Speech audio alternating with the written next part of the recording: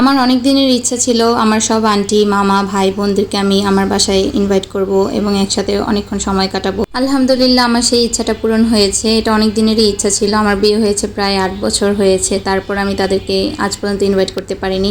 তো ফাইনালি আমি তাদেরকে ইনভাইট করলাম অ্যান্ড সবাই এসেছে। আলহামদুলিল্লাহ এতে আমি অনেক খুশি। শুধুমাত্র আমার মা, আমার ছোট আন্টি আর দেশে যেই মামারা ছিল তাদেরকে আমি ইনভাইট করতে পারিনি। সবাইকে দাওয়াত করেছিলাম শনিবার, আর এটা ছিল বৃহস্পতিবারের ভিডিও। বৃহস্পতিবারেই আমার হাজবেন্ড সব বাজার টাজার নিয়ে আসছিল। তো এখানে নিয়ে এসেছিল চিংড়ি মাছ, বাইলা মাছ, তারপরে ছিল শোল মাছ, তারপরে ছিল ইলিশ মাছ, এরপর ছিল পোলার চাল, রোস্টের মশলা, তারপরে ফালুদা মিক্সড, আর সাথে আমও নিয়ে এসেছিল। আর এরপরে মুরগি রোস্ট করার জন্য মুরগি নিয়ে এসেছিল 5টা। আমরা সবসময় চেষ্টা করি মাছ কেটে কুটে নিয়ে আসার জন্য বাজার থেকে, কিন্তু ইলিশ মাছটা তেমন আমি কাটতে পারি না ভালোভাবে। তো ইলিশ মাছটা বেশিরভাগই আস্তই আনা হয়, আর চিংড়ি মাছ তো সেইগুলো আমার হাজব্যান্ড আমাকে কেটে কুটে দিচ্ছিল। আর তার আগের দিন রাতে আমি এখানে টিক্কা বানিয়েছিলাম, সাথে রোস্ট বানানোর জন্য বাদামগুলো মিক্সড করে আর কি ব্লেন্ডার করে নিয়েছি। আর এখানে একটা ডেজার্ট হিসেবে ফালুদা রেখেছিলাম। তো ফালুদাটা আমি আগের দিন রাতে এভাবে প্রিপেয়ার করে রেখেছি। আমি সবসময় চেষ্টা করি দাওয়াতের আগের দিন রাতেই প্রায় অর্ধেক কাজ শেষ করার। তো যেই মাছগুলো ভাজাভুজির দরকার তো সেগুলো আমি এক এক করে ভেজে নিচ্ছিলাম। এখানে ছিল বাইলা মাছ, তো বাইলা মাছটা আমি হালকা ভেজে নিচ্ছি। এরপরে মাঝখানে একবার চা খেয়ে নিয়েছি, কারণ চা না খেলে আমার মাথা কাজ করে না, তো চা খেয়ে নিলাম। আর সত্যি কথা বলতে কাজের প্রেশারে অনেক সময় খাওয়াও হয় না ঠিকমতো। আমি প্রায় কয়েকদিন যাবত ধরে অনেক বেশি প্রেশারে ছিলাম কাজের চাপে। তো এরপরে এখানে রোস্ট ভেজে নিচ্ছিলাম, চিংড়ি মাছ ভেজে নিচ্ছিলাম।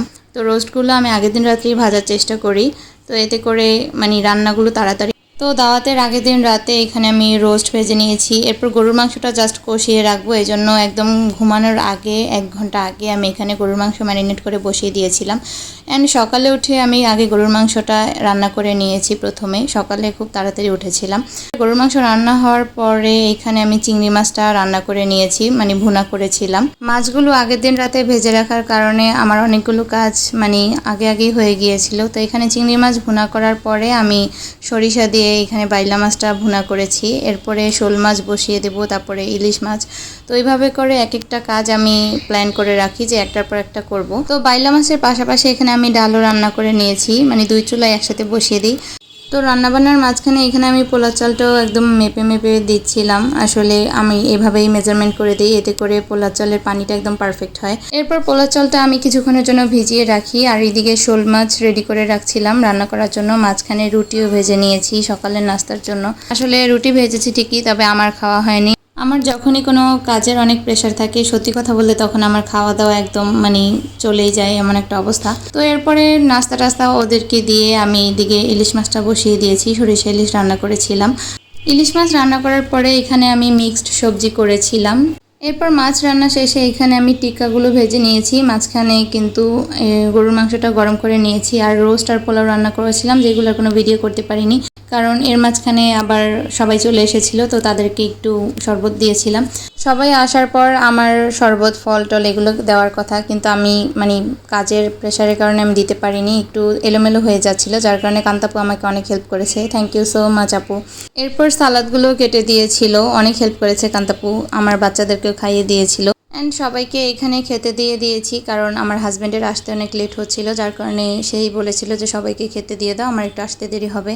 আসলে সবাইকে পরিবেশন করার কিছুই নেই, সবাই আমার আপনজন, তাই সবাইকে বলেছি নিয়ে নিয়ে খান, যেভাবে ইচ্ছা ভালো লাগে। অনেকদিন পর সবাই একসাথে হয়েছি, এই আনন্দটা বলে বোঝানোর মতো না। তবে আমার মা, ছোট আন্টিরা যদি থাকতো তাহলে আরো বেশি ভালো লাগতো। এইদিকে এসে দেখি তারা খেতে খেতে আমার হাজবেন্ড আবার চলে এসেছিল, তো সে আবার একটু সার্ভ করে দিচ্ছিল সবাইকে, একটু দুষ্টামি করছিল। যাই হোক, পরে আবার আমরাও খেতে বসেছিলাম। অ্যান্ড খাওয়া দাওয়া শেষ করে এখানে আমি ফালুদা দিয়েছিলাম। সত্যি কথা বলতে এইভাবে অনেক দিন পরে সবাই একসাথে হয়েছি, অনেক বেশি ভালো লেগেছে। জানি না আবার কবে সবাই একসাথে হব। আজকের দিনটা অনেক ভালো কেটেছে আলহামদুলিল্লাহ। বিকেল দিকে অনেক বৃষ্টি হয়েছিল। তো এই ছিল আজকের ভিডিও, কেমন লাগলো অবশ্যই জানাবেন। আল্লাহ হাফেজ।